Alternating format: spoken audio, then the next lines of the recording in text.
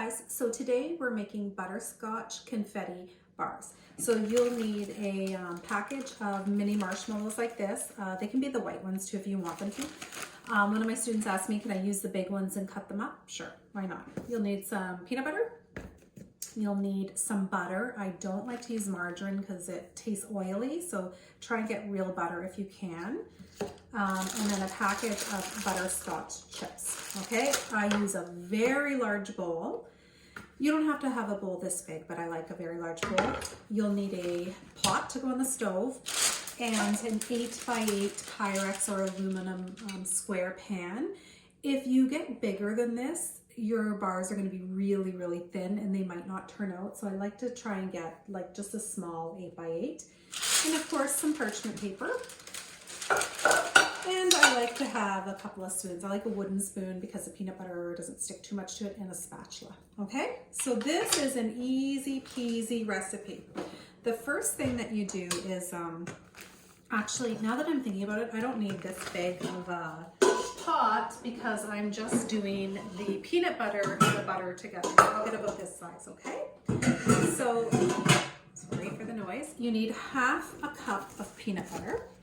So here's my half cup measuring cup. And get a good half cup. Sorry to all those people with peanut allergies.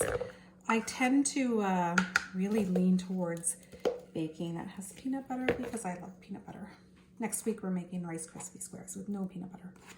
Okay, so about a half cup. Okay, so it's kind of messy, but that's okay. I don't mind a little bit of extra peanut butter. Okay. I washed my hands before this. And then you need a 1/4 cup of butter.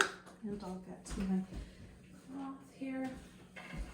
Okay. I use, actually this is salted. It doesn't really matter. A lot of people like to use unsalted, but it doesn't too much matter. Salted is what I have at home right now. So again, I have a very messy way of, oh, this is 1/3. This is not 1/4. Oops, I need to get my 1/4.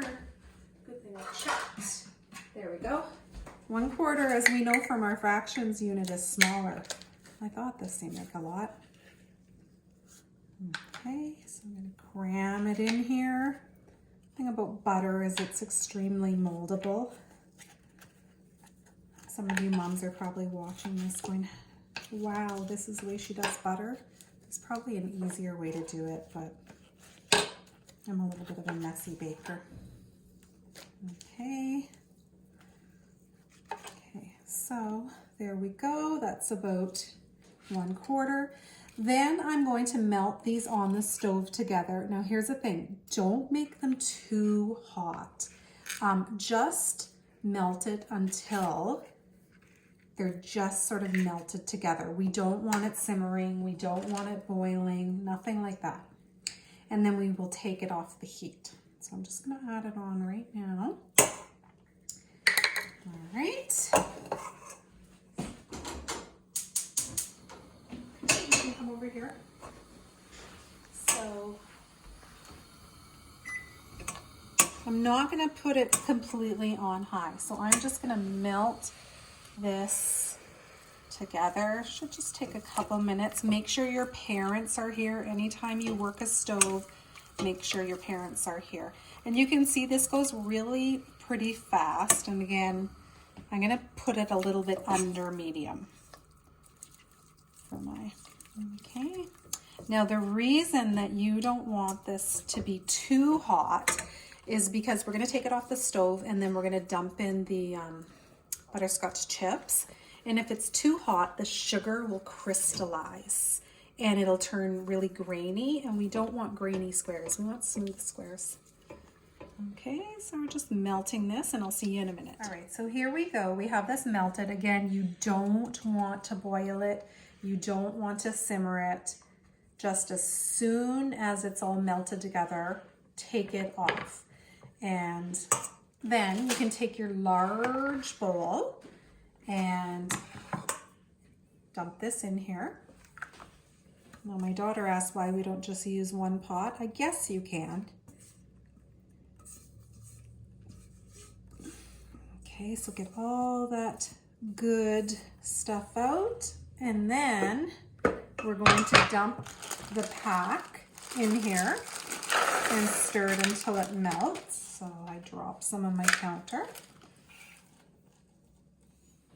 I like to stir with the wooden spoon because I find it doesn't stick as much. So stir until it melts,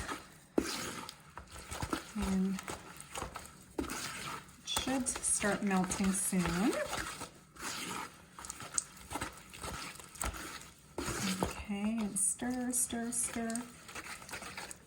Now, if you're really having a hard time melting it, just let it sit for a couple minutes and see what happens. But if you're having a hard time melting it, you can microwave it for like 10 seconds, and that can help the process along too.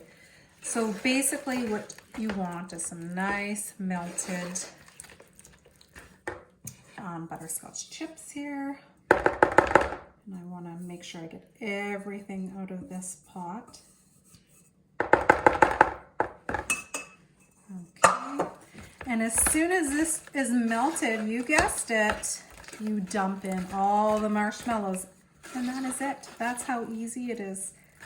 Okay. So I'm just going to microwave this for like 10 seconds maximum. I don't want it to boil, I just want a soft melt here. So 10 seconds, start. Make sure that you have your square pan and your parchment paper all ready to go. I put overlap. Okay, so that would just, it wouldn't have boiled it, but it would just gave it another heat. I'm very afraid to overheat these because that's when you get the little crystals and you don't want them. Okay, stir, stir, stir. Okay, and then you might have to go again for another 10 seconds, but that's okay.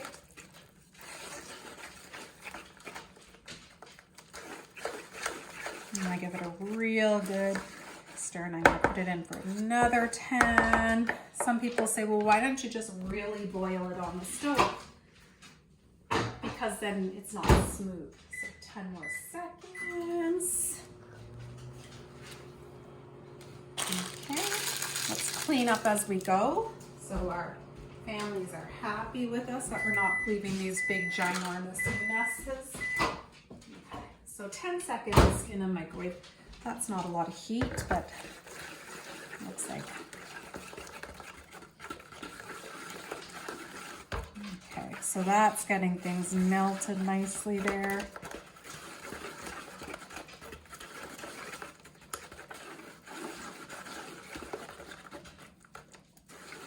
Okay, and once you start seeing that it's really smooth, then you can dump your marshmallows in. So I'll see you in a bit. Okay, so I stuck this in for 10 seconds. I didn't do 30 because I didn't want to overdo it. So now you can see it's nice and smooth. There's no lumps in there. Everything is melted perfectly, but not overheated. Now I'm going to dump in my bag of marshmallows. Somebody asked me, can you use chocolate chips instead of butterscotch chips? Sure, you can. It'll just be, I may have overdone it a little bit with the marshmallows. It says 1 bag, 10 ounces. I'm wondering if that was a little bit more than 10 ounces. Does this look pretty marshmallowy to you, Paige? No, it looks right. Okay, so we're mixing these in. You definitely don't want to heat up your marshmallows because they're going to stay whole. And then you just dump them in. And this is a refrigerated one. You have to refrigerate this, so make sure you get all that stuff on your marshmallows. And you're going to smooth it down.